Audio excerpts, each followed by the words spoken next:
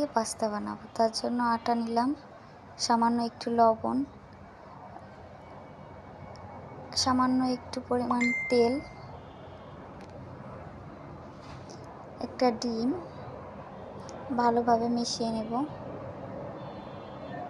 ভালো করে মিশিয়ে সামান্য একটু পানি দিয়ে ভালো করে মিশিয়ে একটা ডো তৈরি করে নেব। এখন 5 মিনিট রেস্ট রাখবো। তারপরে একটা রুটির মতো বেলে নেব।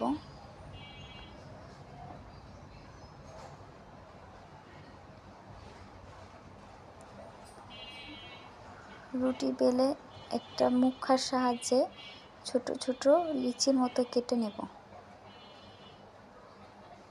এইভাবে অনেকগুলাই কেটে নিছি।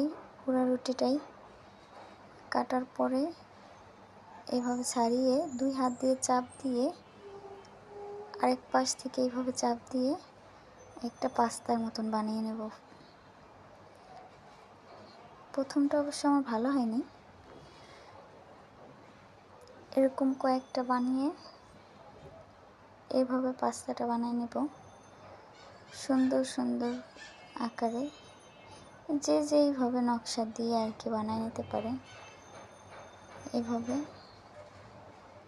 চাপ দিয়ে এই পাশ থেকে চাপ দিয়ে এইভাবে পাস্তাগুলো মোটামুটি অনেকগুলোই বানিয়ে নিয়েছি। আরেকটা ডিজাইন বানানো যায় কাঁটা চামচের সাহায্যে। এইভাবে কাঁটা চামচের উপরে একটু আটা নিয়ে এইভাবে হালকা যাতে দিলেই পাস্তার আকার হয়ে যাবে। এইভাবে এরকম পাস্তার আকার হয়ে গেছে। চুলাতে গরম পানি দিছি, তার ভিতরে একটু তেল দিয়ে দিব যাতে পাস্তাটা একটার সাথে একটা না লাগা যায়। লবণ দিয়ে দিব। এখন পাস্তাগুলো সেদ্ধ করে নেব, নুডলসের মতন করে সেদ্ধ করে নেব। এভাবে কিছুক্ষণ ফুটিয়ে সেদ্ধ হয়ে গেলে পাস্তা রান্না করার জন্য আমার যা যা লাগছে, আমি চিংড়ি মাছ নিয়েছি। আপনারা চাইলে গোশ নিতে পারেন। রসুন কুচি নিয়েছি, পেঁয়াজ কুচি নিয়েছি, মরিচ কুচি নিয়েছি, একটু ধনিয়া কুচি, এখানে নিয়েছি হচ্ছে ডিম, টমেটো সস আর নুডলসের মশলা। এখন আমি পাস্তাগুলো নামিয়ে নিলাম, নিয়ে পানি দিয়ে ধুয়ে নেব, ঠান্ডা করে নেব আর কি, যাতে দলা পাকিয়ে না যায়। এখন কড়াইতে একটু তেল দিয়ে নেব, তার ভিতর রসুন কুচি দিয়ে দেব। রসুনটা হালকা একটু লাল করে ভেজে নেওয়ার পরে তার ভিতর পেঁয়াজ কুচি, মরিচ কুচি ভেজে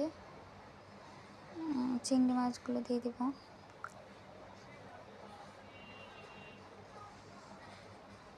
একটা ডিম দিয়ে দিলাম।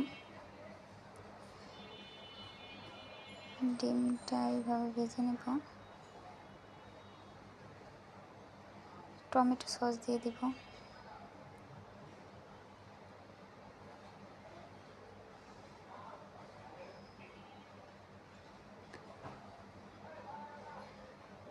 এখন নুডলসগুলো দিয়ে দেব, পাস্তাগুলো আর কি, পাস্তাগুলো দিয়ে দেব।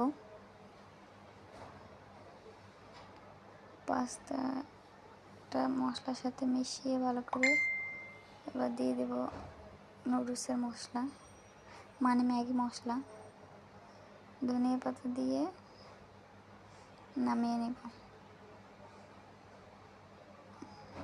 এই তো হয়ে গেল সুস্বাদু আটা দিয়ে পাস্তা। বাসায় যদি পাস্তা না থাকে আটা দিয়ে বানিয়ে নিতে পারেন, খুবই মজাদার পাস্তা।